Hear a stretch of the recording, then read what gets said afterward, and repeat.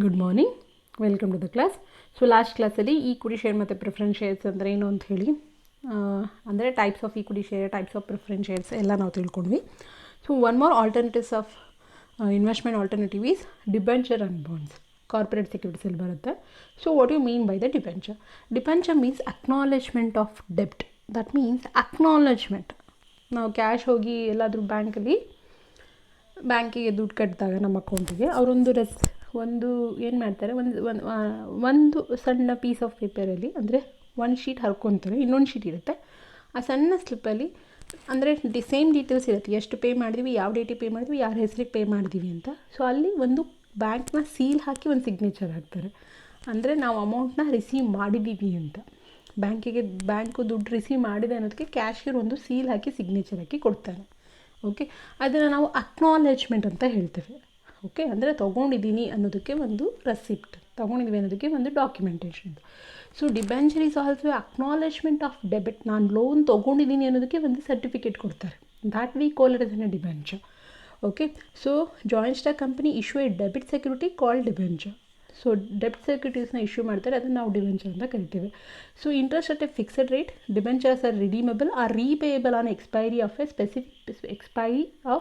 Specific period of time ಅಂತ.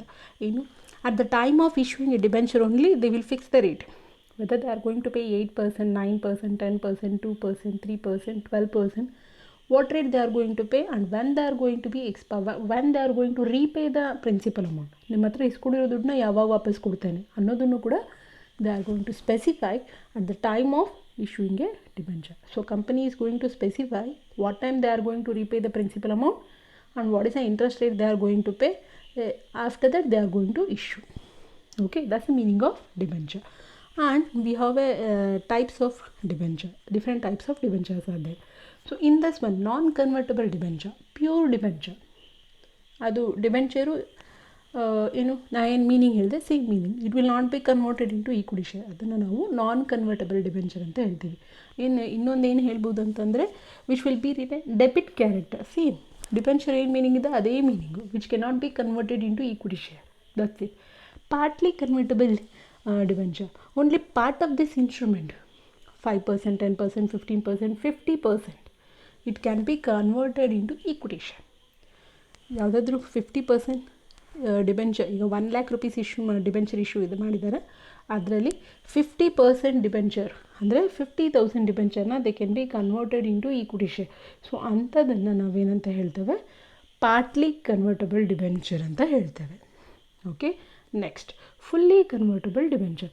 So 1 lakh rupees they have issued, 1 lakh rupees also. After that specified period of time, the whole debenture whatever they have been issued, that everything after 15 years or after 20 years, the debenture is going to be converted into equity share. So the issue will decide the price.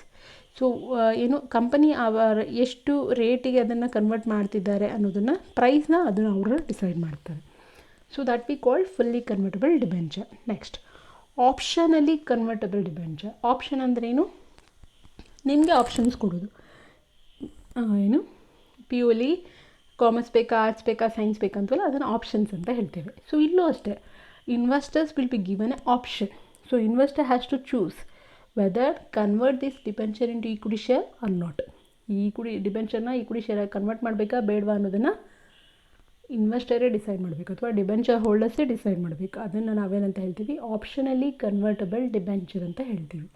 Next secured debenture. As the name specify, they will be having a right on the fixed assets of the company. ಏನು,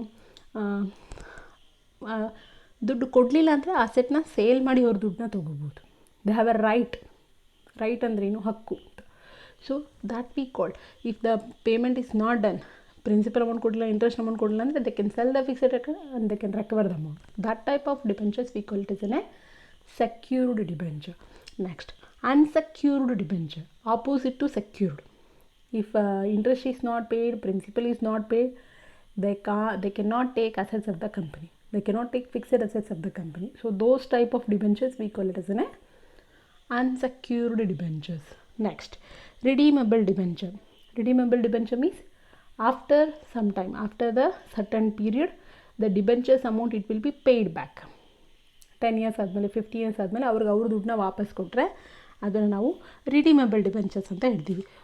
ದುಡ್ಡು ವಾಪಸ್ ಕೊಡಲಿಲ್ಲ, ಅವರು 10 ಲಕ್ಷ ರೂಪಾಯಿ ಕೊಟ್ಟು 1 ಲಕ್ಷ ರೂಪಾಯಿ ಕೊಟ್ಟು debenture ತೊಗೊಂಡಿದ್ದಾರೆ, 1 lakh ರೂಪಾಯಿನೂ ವಾಪಸ್ ಕೊಡೋದಿಲ್ಲ ಅಂತಲ್ಲ, ಅದನ್ನು ಯಾವಾಗ ಕೊಡ್ತಾರೆ, ಕಂಪ್ನಿ ಕ್ಲೋಸ್ ಆದಾಗ ಕೊಡ್ತಾರೆ, ಕಂಪ್ನಿ ವೈಂಡ್ ಅಪ್ ಆದಾಗ ಕೊಡ್ತಾರೆ. ಅಂಥ ಡಿಬೆಂಚರ್ಸ್ನ ನಾವು ಇರ್ರಿಡೀಮೇಬಲ್ ಅಂತ ಹೇಳ್ತೀವಿ. ಮೆಚ್ಯೂರಿಟಿ ಪೀರಿಯಡ್ಗೆ ಅಮೌಂಟ್ ವಾಪಸ್ ಕೊಡೋದನ್ನು ಸರ್ಟನ್ ಪೀರಿಯಡ್ ಆದಮೇಲೆ ವಾಪಸ್ ದುಡ್ಡು ಕೊಟ್ಟರೆ ರಿಡೀಮೇಬಲ್, ಕೊಡದಲ್ಲೇ ಇದ್ದರೆ irredeemable. Debenture amount it will be paid back only when the company is going to wind up. Okay, next register debenture. As the name specify, ಯಾರ್ಯಾರಿಗೆ ಡಿಬೆಂಚರ್ನ ಇಶ್ಯೂ ಮಾಡ್ತಿರೋ ಅವರ ಹೆಸರನ್ನ ರಿಜಿಸ್ಟ್ರಲ್ಲಿ ಬರ್ಕೊಂಡಿರ್ತಾರೆ. ಅಂಥ ಡಿಬೆಂಚರ್ಸ್ನ ನಾವು ರಿಜಿಸ್ಟರ್ ಡಿಬೆಂಚರ್ಸ್ ಅಂತ ಹೇಳ್ತೀವಿ. In the certificate of the company and in the book of the company the name of the debenture holders it has been return ಅಂತ. ಈಗ ನಾವು ನಿಮ್ಮ ಅಟೆಂಡೆನ್ಸ್ ಬುಕ್ಕಲ್ಲಿ ನಿಮ್ಮ ಹೆಸರು ಬರಿತೀವಲ್ಲ, ಅದನ್ನು ಅಟೆಂಡೆನ್ಸ್ ರಿಜಿಸ್ಟರ್ ಅಂತ ಹೇಳ್ತೀವಿ. ಸೊ ಹಾಗೆ ಕಂಪನಿ ಬುಕ್ಕಲ್ಲಿ ಎಂಟರ್ ಮಾಡಿರ್ತಾರೆ ನೇಮ್, ಅದನ್ನು ಯಾರಿಗೂ ಟ್ರಾನ್ಸ್ಫರ್ ಮಾಡೋಕ್ಕೆ ಬರೋಲ್ಲ. ಅಂಥ ಡಿಬೆಂಚರ್ಸ್ನ ನಾವೇನಂತ ಹೇಳ್ತೇವೆ, ರಿಜಿಸ್ಟರ್ಡ್ ಡಿಬೆಂಚರ್ಸ್ ಅಂತ ಹೇಳ್ತೇವೆ. Next bearer debenture. So here name of the debenture holders it will not be return in a register, ಯಾವುದೇ ಹೆಸರು ಬರೆದಿರೋದಿಲ್ಲ. ಹೂವ ವಿಲ್ ಬಿ ಬೇರಿಂಗ್ ದಟ್, ಯಾರ ಕೈಯಲ್ಲಿದೆ ಅವರೇ ಡಿಬೆಂಚರ್ ಹೋಲ್ಡರ್, ಅವರೇ owner. They are going to get the interest. ಯಾರ ಕೈಯಲ್ಲಿದೆ ಅವರೇ ಇಂಟ್ರೆಸ್ಟ್ ರೇಟ್ ತೊಗೊತಾರೆ, ಅವರಿಗೆ ಪ್ರಿನ್ಸಿಪಲ್ ಅಮೌಂಟ್ನ ಕೊಡ್ತಾರೆ. ಸೊ ಅಂಥ ಡಿಬೆಂಚರ್ಸ್ನ ನಾವೇನಂತ ಹೇಳ್ತೇವೆ, ಬೇರರ್ ಡಿಬೆಂಚರ್ಸ್ ಅಂತ ಹೇಳ್ತೇವೆ. Okay, so that's about the debenture. So these are the convertible, non-convertible, partly convertible, fully convertible, optional convertible debenture, secured, unsecured, redeemable, irredeemable, registered and bearer debentures. Okay, ಇದಿಷ್ಟು ಕೂಡ ಡಿಬೆಂಚರ್ನ types. Next another type, bonds. Bond ಎಲ್ಲ issue ಮಾಡೋದು central government, state government, local government and public sector units ಮಾತ್ರ. Like debenture ಥರನೇ, debenture ಬಾಂಡ್ಗೂ difference ಇಲ್ಲ. Debenture issued by the joint stock company or a private companies. ಅದನ್ನೇ ಏನಾದರೂ government issue ಮಾಡಿದ್ರೆ, government ಸೆಕ್ಟರಲ್ಲಿ central government, state government, local government, public sector units ಏನಾದರೂ issue ಮಾಡಿದ್ರೆ ಅದನ್ನು ನಾವು ಬಾಂಡ್ ಅಂತ ಹೇಳ್ತೀವಿ. So bonds are also similar to the debenture, but they are issued by the public sector undertaking like central, state government, local governments. ಇಲ್ಲೇನಾಗುತ್ತೆ ಅಂದರೆ, in the case of a bond interest get accumulated. ಇಂಟ್ರೆಸ್ಟ್ನ ಒಂದೊಂದು ಕೇಸಲ್ಲಿ ಏನಾಗುತ್ತೆ ಅಂದರೆ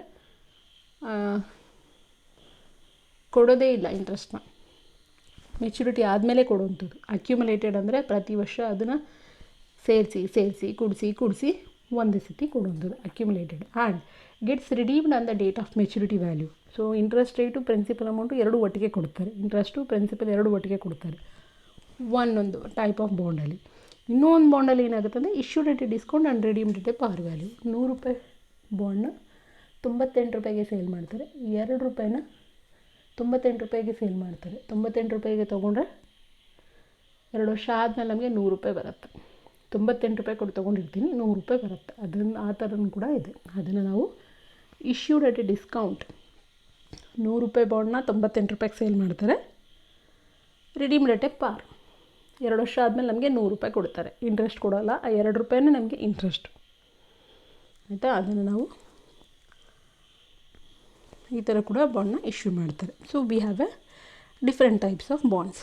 what are those ಅಂತ ನೋಡೋಣ. Types of bond. ಪರ್ಪಚುವಲ್ bonds. ಪರ್ಪಚುವಲ್ ಅಂತಂದರೆ ಇಲ್ಲಿ ರಿಪೀಟೆಡ್ ಆಗಿ ಅಂತ. So what they do, it is called hybrid bonds also. ಪರ್ಪಚುವಲ್ bonds, once it has been issued, ಬಾಂಡ್ನ ಇಶ್ಯೂ ಮಾಡಿದ್ದಾರೆ, ರೇಟ್ ಆಫ್ ಇಂಟ್ರೆಸ್ಟು ಫಿಕ್ಸೆಡ್ ಮಾಡಿದ್ದಾರೆ, ಪೀರಿಯಡ್ ಈಸ್ 15 ಇಯರ್ಸ್, 15 ವರ್ಷದ ತನಕ ಮೆಚುರಿಟಿ ಪೀರಿಯಡ್ ಇದೆ. 15 ವರ್ಷ ಆದಮೇಲೆ ಅವ್ರು ಮತ್ತೆ ಅದನ್ನು ರಿನ್ಯೂವಲ್ ಮಾಡ್ತಾರೆ, ಮತ್ತೆ ಆ ಬಾಂಡ್ನ ಮತ್ತೆ 15 ಇಯರ್ಸ್ಗೆ ರಿನ್ಯೂವಲ್ ಮಾಡ್ತಾರೆ. 15 ವರ್ಷ ಆದಮೇಲೆ ದುಡ್ಡು ಕೊಡ್ತೇವೆ, ಅಲ್ಲಿವರೆಗೂ ಇಂಟ್ರೆಸ್ಟ್ ಪೇ ಮಾಡ್ತೇವೆ ಅಂತ. ಸೊ ಅಂಥ ಬಾಂಡ್ನ ನಾವೇನಂತ ಹೇಳ್ತೇವೆ, ಪರ್ಪಚುವಲ್ ಬಾಂಡ್ ಅಂತ ಹೇಳ್ತೇವೆ. ಅಂದರೆ ಪೋಸ್ಟ್ಪೋನ್ ಮಾಡ್ತಾ ಹೋಗುವಂಥ, ರಿಡಮ್ಷನ್ನ ಪೋಸ್ಟ್ಪೋನ್ ಮಾಡಿದ್ರೆ ಅದನ್ನು ನಾವು ಪರ್ಪಚುವಲ್ ಬಾಂಡ್ ಅಂತ ಹೇಳ್ತೇವೆ. ಓಕೆ, ನೆಕ್ಸ್ಟ್ ಈ ಥರ ಓನ್ಲಿ ಬ್ಯಾಂಕ್ ಮಾತ್ರ ಪರ್ಪಚುವಲ್ ಬಾಂಡ್ನ ಇಶ್ಯೂ ಮಾಡ್ಬೋದು, RBI has permitted. Next zero coupon bond ಅಂತ. ಝೀರೋ ಕೂಪನ್ ಅಂದರೆ ಇಂಟ್ರೆಸ್ಟ್ ರೇಟ್ ಅಂತ, ಎಷ್ಟು ಇಂಟ್ರೆಸ್ಟ್ ಕೊಡ್ತಾರೆ ಅಂತ. ಝೀರೋ ಅಂತ ಹೇಳ್ತಿದ್ದೆ. ಝೀರೋ ಅಂತಂದರೆ ಇಂಟ್ರೆಸ್ಟ್ ಕೊಡಲ್ಲ, ಇಂಟ್ರೆಸ್ಟ್ ಕೊಡದಲ್ಲೇ ಇರೋ ಬಾಂಡ್ ಅಂತ. ಹಾಗಾದರೆ ನಾನು ಆಗ ಹೇಳಿದ್ನಲ್ಲ, 100 ರೂಪಾಯಿ ಬಾಂಡ್ನ 98 ರೂಪಾಯಿಗೆ ಸೇಲ್ ಮಾಡ್ತಾರೆ, ಓಕೆ, ನೀವು 98, ಈಗ ನಾನು 100 ರೂಪಾಯಿ ಬಾಂಡ್ನ 98 ರೂಪಾಯಿಗೆ ಸೇಲ್ ಮಾಡ್ತೇನೆ. ಓಕೆ, ಯಾರಾದರೂ ಒಬ್ಬರು ತೊಗೊತಾರೆ, ಎಷ್ಟಕ್ಕೆ ತೊಗೊತಾರೆ? 98ಕ್ಕೆ ತೊಗೊತಾರೆ. 2 ವರ್ಷ ಆದಮೇಲೆ 100 ರೂಪಾಯಿ ಕೊಡ್ತೀನಿ. 98ಕ್ಕೆ ತೊಗೊಂಡಿದ್ದು ನಿಮಗೆ ಸಿಕ್ಕಿದಷ್ಟು 100 ರೂಪಾಯಿ ಸಿಕ್ತು. ಆ 2 ರೂಪಾಯಿ ನಿಮಗೆ ರಿಟರ್ನ್. ಇಂಟ್ರೆಸ್ಟ್ ರೇಟ್ ಇಲ್ದಲೇ ಇರೋದನ್ನು ನಾವು ಝೀರೋ ಕೂಪನ್ ಬಾಂಡ್ ಅಂತೀವಿ. ಕೂಪನ್ ಅಂದರೆ ಇಂಟ್ರೆಸ್ಟ್ ರೇಟ್, ಝೀರೋ ಅಂದರೆ ಇಂಟ್ರೆಸ್ಟ್ ಇಲ್ದಲೇ ಇರುವಂಥದ್ದು ಅಂತ. ಓಕೆ, ಅದನ್ನು ನಾವು ಝೀರೋ ಕೂಪನ್ ಬಾಂಡ್ ಅಂತ ಹೇಳ್ತೇವೆ. ಒಂದು. Next, floating rate bonds. ಏನಿದು ಫ್ಲೋಟಿಂಗ್ ಅಂದರೆ ಫಿಕ್ಸೆಡ್ ಇರೋದಿಲ್ಲ, ಇಂಟ್ರೆಸ್ಟ್ ರೇಟು ಫಿಕ್ಸ್ ಇರೋದಿಲ್ಲ, ಅಂಥದ್ದನ್ನು ನಾವೇನಂತ ಹೇಳ್ತೇವೆ? ಫ್ಲೋಟಿಂಗ್ ರೇಟ್ ಬಾಂಡ್ಸ್ ಅಂತ ಹೇಳ್ತೇವೆ. ಹಾಗಾದರೆ ಏನು, ಹೇಗೆ ಪೇ ಮಾಡ್ತಾರೆ ಅಂತ? ಆಗ ಟ್ರೆಷರಿ ಬಿಲ್ ಅಂತ ಹೇಳಿದೆ ನಿಮಗೆ. Bond issued by the central government, state government, local governments ಅಂತ, ಲೋಕಲ್ ಅಥಾರಿಟಿ, ಮುನ್ಸಿಪಾಲಿಟೀಸ್ ಅಂತ. ಸೊ ಇಲ್ಲಿ ಏನಾಗುತ್ತೆ ಅಂತಂದರೆ, ಗೌರ್ಮೆಂಟ್ ಆಫ್ ಇಂಡಿಯಾ ಬಾರೋ ಮಾಡೋದನ್ನು ನಾವು ಟ್ರೆಷರಿ ಬಿಲ್ ಅಂತ ಹೇಳ್ತೀವಿ. ಅಲ್ಲಿ 3 ಮಂತ್ಸ್ಗೆ, 6 ಮಂತ್ಸ್ಗೆ, 1 ಇಯರ್ಗೂ ಕೂಡ ಟ್ರೆಷರಿ ಬಿಲ್ನ ಇಶ್ಯೂ ಮಾಡ್ಬೋದು. ಆ 1 ಇಯರ್ಗೆ ಇಶ್ಯೂರ್ ಆಗಿರುವಂಥ ಟ್ರೆಷರಿ ಬಿಲ್ನ 6 ಮಂತ್ಸ್ ಆವ್ರೇಜ್ ಪೀರಿಯಡ್ ತೊಗೊಂಡು 6 ಮಂತ್ಸ್ ಆವ್ರೇಜ್ ಒಂದು ತೆಗೆದು ಒಂದು ರೇಟ್ ಫಿಕ್ಸ್ ಮಾಡ್ತಾರೆ. ಅಥವಾ ಬ್ಯಾಂಕ್ ಟು ಬ್ಯಾಂಕ್ ಬಾರೋಯಿಂಗ್ ಏನಿರುತ್ತೆ ಆ ರೇಟುನ ತೊಗೊತಾರೆ ಅಂತ ತಿಳ್ಕೊಳ್ಳಿ. ಈಗ ಒಂದು ಬ್ಯಾಂಕ್ ಇನ್ನೊಂದು ಬ್ಯಾಂಕಿಗೆ ಯಾವ ರೇಟಲ್ಲಿ ದುಡ್ಡನ್ನ ಸಾಲ ಕೊಡುತ್ತೆ ಅಂತ. ಫಾರ್ ಎಕ್ಸಾಂಪಲ್ 10%, ಆಯಿತಾ?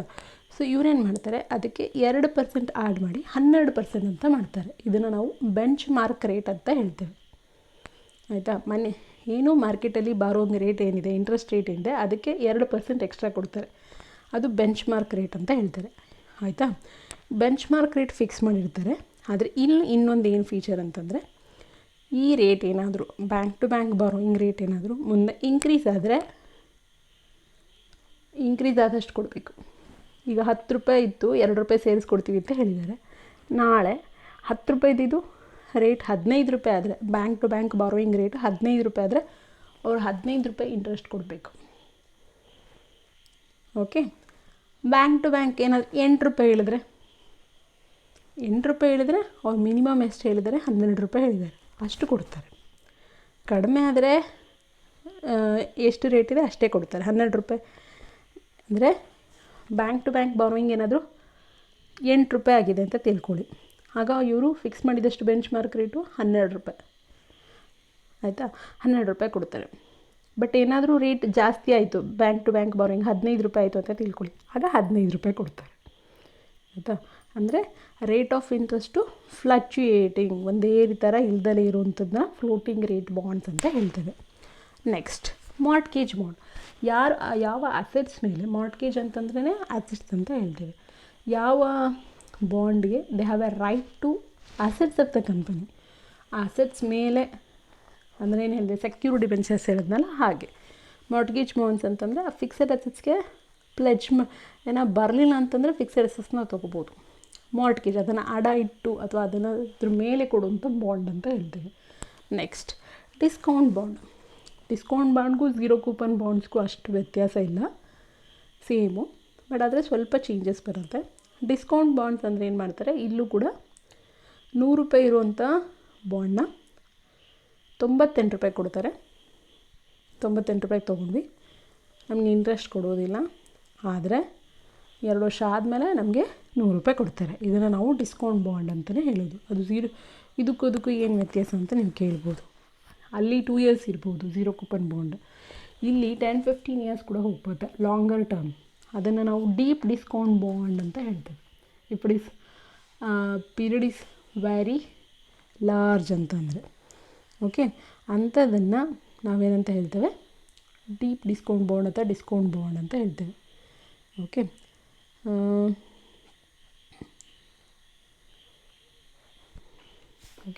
ನೆಕ್ಸ್ಟ್ ಫ್ಲೆಕ್ಸಿ ಬಾಂಡ್ಸ್ ಅಂತ. ಫ್ಲೆಕ್ಸಿ ಅಂದ್ರೇನು? ಫ್ಲೆಕ್ಸಿಬಲ್ ಅಂತ. ಯಾವ ಥರ ಫ್ಲೆಕ್ಸಿಬಲು ಅಂತ? Flexible at the rate of interest, flexible to the maturity.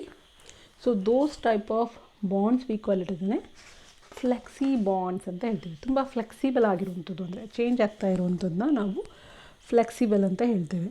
ಯಾವ್ಯಾವ್ದ್ರ ಎಲ್ಲೆಲ್ಲೆಲ್ಲ flexible ಇದೆ ಅಂತ ಹೇಳಿ ನೋಡ್ಕೊಳ್ಳೋಣ. ಏನಾಗುತ್ತೆ,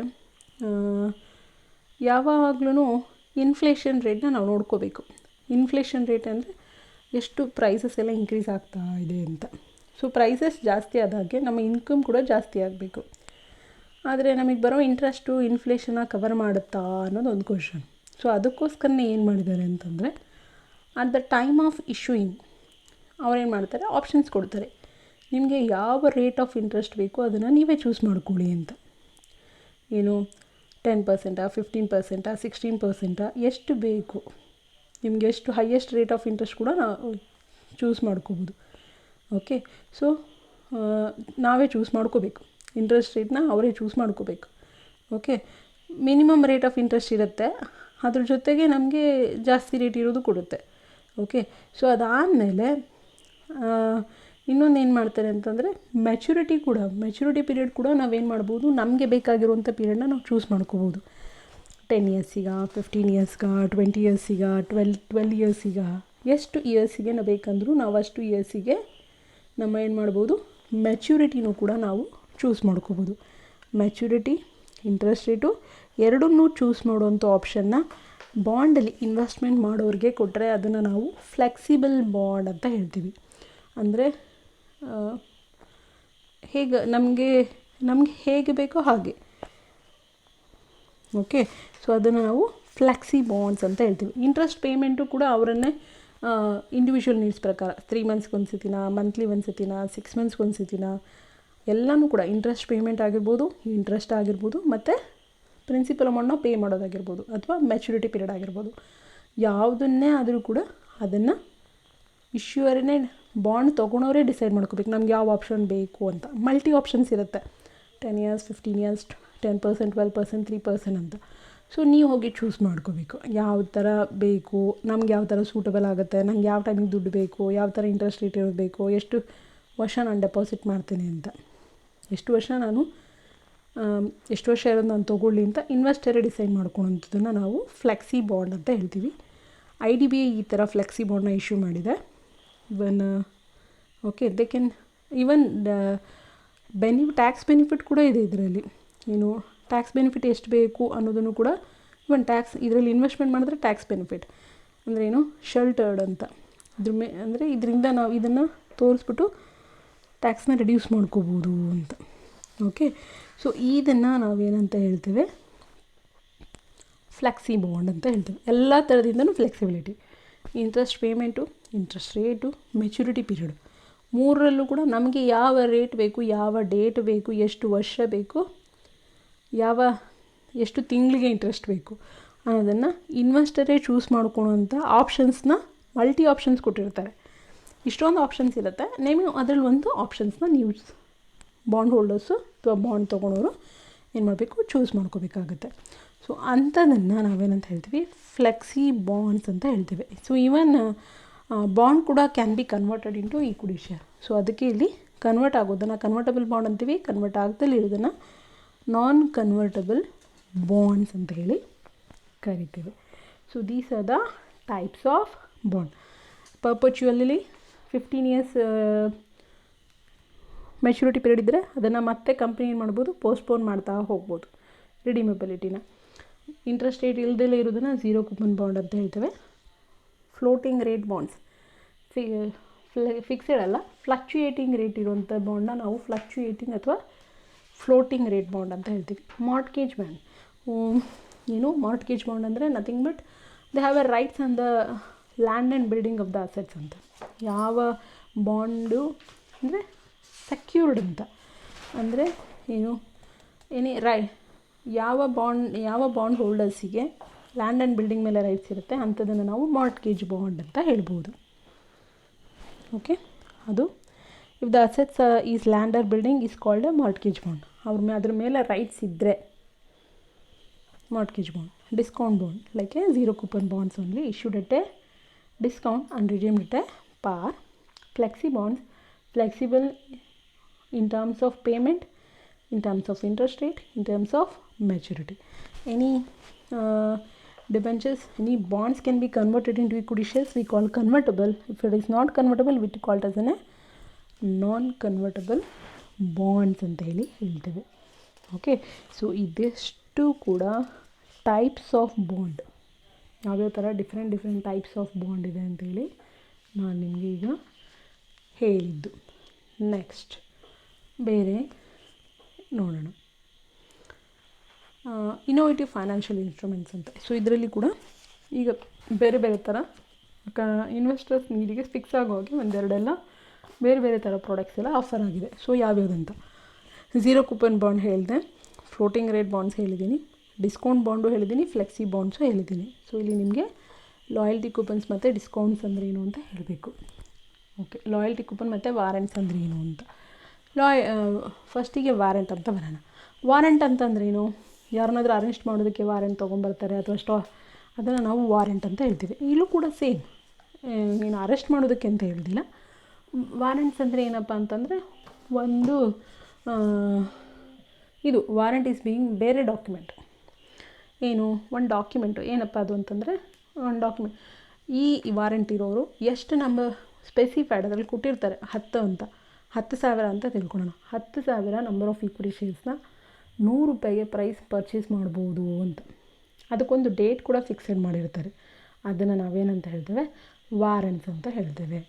ಸೊ ಯಾರ ಹತ್ರ ವಾರೆಂಟ್ಸ್ ಇದೆ ಅವರು 10,000 ಈಕ್ವಿಟಿ ಶೇರ್ಸ್ನ ₹100 ಪರ್ಚೇಸ್ ಮಾಡ್ಬೋದು. ಅದನ್ನು ನಾವೇನಂತ ಹೇಳ್ತೇವೆ, ವಾರೆಂಟ್ಸ್ ಅಂತ ಹೇಳ್ತೇವೆ. ವಾರೆಂಟ್ ಅಂದರೆ ಅರೆಸ್ಟ್ ಮಾಡುವಂಥ ವಾರೆಂಟ್ ಇರುತ್ತೆ ಹಾಗೆ. ಬಟ್ ನಿಮ್ಮ ಹತ್ರ ವಾರೆಂಟ್ ಇದ್ದರೆ ನೀವೇನು ಮಾಡ್ಬೋದು, ಸ್ಪೆಸಿಫಿಕ್ ಕಂಪ್ನಿ ಶೇರ್ಸಲ್ಲಿ ಸ್ಪೆಸಿಫಿಕ್ ನಂಬರ್ ಆಫ್ ಶೇರ್ಸ್ನ ಸ್ಪೆಸಿಫಿಕ್ ಪ್ರೈಸಿಗೆ ತೊಗೋಬೋದು. ಆ ಸ್ಪೆಸಿಫಿಕ್ ಪ್ರೈಸ್ ಎಷ್ಟಿರುತ್ತೆ, ಮಾರ್ಕೆಟ್ ರೇಟ್ಗಿಂತ ಕಡಿಮೆ ಇರುತ್ತೆ. ಮಾರ್ಕೆಟ್ ₹1,000 ಇದ್ದರೆ ಇಲ್ಲಿ ₹500 ಇರುತ್ತೆ. ಅದನ್ನು ನಾವೇನಂತ ಹೇಳ್ತೇವೆ, ವಾರೆಂಟ್ಸ್ ಅಂತ ಹೇಳ್ತೇವೆ.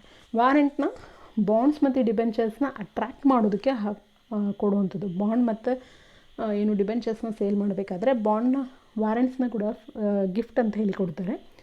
ಅಥವಾ ಇಲ್ಲೇನಾಗುತ್ತೆ, ವಾರೆಂಟ್ಸ್ ವಿತ್ ಬಾಂಡ್ ಅಥವಾ ಡಿಬೆಂಚರ್ನ ವಾರೆಂಟ್ ಜೊತೆ ಕೊಟ್ಟಾಗ ಕಡಿಮೆ ರೇಟ್ ಇಂಟ್ರೆಸ್ಟ್ ಕೊಡ್ಬೋದು, ಅಥವಾ ಮುಂದೆ ಅವರಿಗೆ ಈಕ್ವಿಟಿ ಶೇರ್ಸ್ ತೊಗೊತಾರೆ ಅಂತ ಹೇಳಿ ಕಡಿಮೆ ರೇಟ್ ಇಂಟ್ರೆಸ್ಟ್ ಕೊಡ್ಬೋದು. ಈ ಥರ ಏನು ಅಟ್ರ್ಯಾಕ್ಟಿವ್ ಮಾಡೋದಕ್ಕೆ, ಆಫರ್ನ ತುಂಬ ಅಟ್ರ್ಯಾಕ್ಟಿವ್ ಮಾಡೋದಕ್ಕೆ.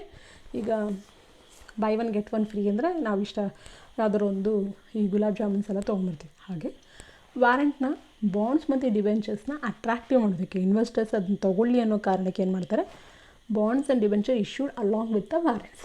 ಬಟ್ ಇದೆರಡು ಸಪ್ರೇಟ್. ಅವ್ರು ಬೇಡ ಅಂದರೆ ಯಾರಿಗಾದ್ರೂ ಸೇಲ್ ಮಾಡ್ಬೋದು. ಅದನ್ನು ನಾವೇನಂತ ಹೇಳ್ತೇವೆ, ಸೇಲ್ ಮಾಡ್ಬೋದು. ಬೇಕಂದರೆ ಇಟ್ಕೋಬೋದು, ಬೇಡ ಅಂದರೆ ಸೇಲ್ ಮಾಡ್ಬೋದು. That's the meaning of warrant. So warrant give right to ಏನು ಒಂದು ಸ್ಪೆಸಿಫಿಕ್ 10,000 ಶೇರ್ಸ್ನ ₹500 ತೊಗೊಳೋದಕ್ಕೆ ನಿಮಗೆ ಒಂದು ಏನು ಕೊಡ್ತೀವಿ ಅಂತ ಹೇಳಿರ್ತಾರೆ. ಅದನ್ನು ವಾರೆಂಟ್ಸ್ ಅಂತ ಹೇಳ್ಬೋದು. ನೀವು ಕೊಟ್ಟರೆ ನಂಗೆ ಇಷ್ಟು ಶೇರ್ಸ್ನ ಇಷ್ಟು ರೇಟಿಗೆ ಕೊಡಲೇಬೇಕಂತ ಹೇಳಿದ್ರೆ ಕೊಡ್ತಾರೆ. ಆದರೆ ಮೆಚುರಿಟಿ ಇರುತ್ತೆ, ಅದಕ್ಕೂ ಕೂಡ 10 years 15 years 10 years ಇರುತ್ತೆ. ಇಲ್ದಲೇನೂ ಕೊಡೋದಿಲ್ಲ. ಅದು warrants. Next come back to loyalty coupons ಅಂತ ಹೇಳ್ತಾರೆ. ಕೂಪನ್ ಅಂದ್ರೇನು, ಇಂಟ್ರೆಸ್ಟ್ ರೇಟ್. ಓಕೆ, ಲಾಯಲ್ಟಿ ಅಂದರೆ ಬೀಯಿಂಗ್ ತುಂಬ ದಿನದಿಂದ ಅವರ ಜೊತೆಗೆ ಇರೋದನ್ನು ನಾವು, ಅವರ ತುಂಬ ಕಂಟಿನ್ಯೂಷನ್ ಆಫ್ ಜೊತೆಲಿರೋದನ್ನು ನಾವು ಲಾಯಲ್ಟಿ ಅಂತ ಹೇಳ್ತೀವಿ. ಓಕೆ, ಸೊ ಏನಿದು ಲಾಯಲ್ಟಿ ಕೂಪನ್ಸ್ ಅಂತಂದರೆ ಇನ್ಸ್ಟ್ರೂಮೆಂಟ್ ಏನಿದೆ, ಇದು ಕೂಡ ಒಂದು ಇನ್ಸ್ಟ್ರೂಮೆಂಟ್. ಯಾವುದಕ್ಕೆ, ಅಟ್ರ್ಯಾಕ್ಟ್ ಮಾಡೋದಕ್ಕೆ, ಬಾಂಡ್ ಅಥವಾ ಡಿಬೆಂಚರ್ನ ಅಟ್ರ್ಯಾಕ್ಟ್ ಮಾಡೋದಕ್ಕೆ. ಇದನ್ನೇನು ಮಾಡುತ್ತೆ ಅಂತ. ಸೊ ಈ ಲಾಯಲ್ಟಿ ಕೂಪನ್ಸ್ ಏನು ಮಾಡ್ತಾರೆ ಅಂದರೆ, ಡಿಬೆಂಚರ್ಸ್ ಬಾಂಡ್ ಜೊತೆ ಬರುತ್ತೆ ಏನು, the debenture holders are a bond holders can purchase equity shares of a company after redemption of bonds or a debenture ಅಂತ. ನಿಮ್ಮ ಡಿಬೆಂಚರ್ ಅಥವಾ ಬಾಂಡ್ಸ್ ಏನಿದೆ ಅದು ರಿಡೀಮ್ ಆದಮೇಲೆ ನಿಮಗೆ ಈಕ್ವಿಟಿ ಶೇರ್ ತೊಗೋಬೋದು. ಇಷ್ಟು ಅದರ ದುಡ್ಡು ಸಿಕ್ಕಿದ ತಕ್ಷಣ ನೀವೇನು ಮಾಡ್ಬೋದು, ಅದನ್ನು ಅದ್ರ ಜೊತೆ ನಿಮಗೆ ಲಾಯಲ್ಟಿ ಕೂಪನ್ಸ್ ಅಂತ ಕೊಡ್ತೇವೆ. ಆ ಕೂಪನ್ನ ಯೂಸ್ ಮಾಡಿ ನೀವು ಈಕ್ವಿಟಿ ಶೇರ್ನ ಪರ್ಚೇಸ್ ಮಾಡ್ಬೋದು. ಆ ಕೂಪನಲ್ಲಿ ಏನಿರುತ್ತೆ, ಈಕ್ವಿಟಿ ಶೇರ್ಸ್ ಎಷ್ಟು ಪೇಮೆಂಟ್ನ ಏನಿಲ್ಲ ನಿಮಗೆ, ಅದು ಏನು ಈಕ್ವಿಟಿ ಶೇರ್ನ ಡಿಸ್ಕೌಂಟ್ ರೇಟ್ಗೆ, ಕಡಿಮೆ ರೇಟಿಗೆ ನೀವು ತೊಗೋಬೋದು. ಇಷ್ಟೊಂದು ₹500 ನೀವು ಇಷ್ಟು ಶೇರ್ಸ್ನ ತೊಗೋಬೋದು ಅಂಥೇಳಿ ಒಂದು ಕೂಪನ್ ಕೊಡ್ತಾರೆ. ವಾರೆಂಟ್ಗೂ ಕೂಪನ್ಸ್ಗೂ ಸ್ವಲ್ಪ ಡಿಫ್ರೆನ್ಸ್ ಇದೆ. ಅಲ್ಲೂ ಮೆಚುರಿಟಿ ಟೈಮ್ ಇದೆ, ಇಲ್ಲೂ ಇದೆ. ಬಟ್ ಈ ಲಾಯಲ್ಟಿ ಕೂಪನ್ಸು ಬೇರೆ ಬೇರೆ ಅಲ್ಲ, ಬಾಂಡ್ ಮತ್ತು ಡಿಬೆಂಚರ್ಸ್ ಜೊತೆಗೆ ತೊಗೊಂಡವ್ರು ಅವರಿಗೆ ಕೊಡೋದು, ಬೇರೆ ಯಾರಿಗೂ ಕೊಡೋಲ್ಲ. ಅದನ್ನು ಲಾಯಲ್ಟಿ ಕೂಪನ್ಸ್ನ ಟ್ರಾನ್ಸ್ಫರ್ ಮಾಡೋಕ್ಕೆ ಬರೋಲ್ಲ, ಆದರೆ ವಾರೆಂಟ್ಸ್ನ ಟ್ರಾನ್ಸ್ಫರ್ ಮಾಡ್ಬೋದು. ಓಕೆ, ಸೊ ಲಾಯಲ್ಟಿ ಕೂಪನ್ಸಲ್ಲಿ ಏನಂದರೆ, ನಿಮ್ಮ ಅಮೌಂಟ್ನ ನಿಮಗೆ ವಾಪಸ್ ಸಿಕ್ಕಿದ ತಕ್ಷಣ ನಿಮಗೆ ನಂಬರ್ ಆಫ್ ಈಕ್ವಿಟಿ ಶೇರ್ಸ್ನ ತೊಗೊಳೋದಕ್ಕೆ ಒಂದು ಆಪ್ಷನ್ಸ್ ಕೊಟ್ಟಿರ್ತಾರೆ. ಓಕೆ. ಸೊ ಈಗೇನು ಕೂಪನ್ಸ್ ಇದ್ದರೆ ಒಂದೊಂದು ಸತಿ ಎಲ್ಲ ಕಡಿಮೆ ರೇಟಿಗೆ ತೊಗೊಂಬರ್ತೀವಲ್ಲ, ಏನು ಎಲ್ಲಿ ಯಾವುದಾದ್ರೂ ಮಾಲ್ಗೆ ಹೋದಾಗ, ಓಕೆ, ಅದನ್ನು ಲಾಯಲ್ಟಿ ಕೂಪನ್ಸ್ ಅಂತ ಹೇಳ್ತೀವಿ. ಓಕೆ. ಸೊ ಕಡಿಮೆ ಮಾರ್ಕೆಟ್ಗಿಂತ ಅಂತ. ಬಟ್ ಇದನ್ನು ಲಾಯಲ್ಟಿ ಕೂಪನ್ಸ್ನ ಮಾರ್ಲಿಕ್ಕೆ ಬರೋಲ್ಲ, ಅದನ್ನು ಟ್ರಾನ್ಸ್ಫರ್ ಮಾಡೋಕ್ಕೆ ಬರೋಲ್ಲ. ರಿಡೀಮ್ ಆಗೋ ತನಕ ಇಟ್ಕೊಳ್ಳೇಬೇಕು. ಇಟ್ಕೊಂಡ್ಮೇಲೆ ನೀವು ಅದನ್ನು ತೊಗೊಂಡು ಈಕ್ವಿಟಿ ಶೇರ್ಸ್ನ ಪರ್ಚೇಸ್ ಮಾಡ್ಬೋದು. ಓಕೆ. ಅಥವಾ ಇದನ್ನು ಬೇಡ, ಈ ಥರ ಎಲ್ಲ ಟ್ರಾನ್ಸಾಕ್ಷನ್ ಕಾಸ್ಟ್ ಆಗುತ್ತೆ, ಇದನ್ನು ರಿಡೀಮ್ ಮಾಡಬೇಕು, ಅದನ್ನು ಈಕ್ವಿಟಿ ಇಶ್ಯೂ ಮಾಡಬೇಕು ಅಂತಂದರೆ ಅವ್ರು ಏನು ಮಾಡ್ತಾರೆ, ಯೂಶ್ವಲಾಗಿ ಒಂದೊಂದು ಸತಿ debentures or a bonds will be converted into equity shares ಅಂತ ಮಾಡ್ತಾರೆ. ಅದನ್ನೇ ಇದು ಮಾಡ್ತಾರೆ. ಸೊ ಆ ಥರ ಕನ್ವರ್ಟ್ ಮಾಡೋಂಥದ್ದು. But it is famous in UK but not in India. Okay, so these are the types of bonds and debentures. Thank you.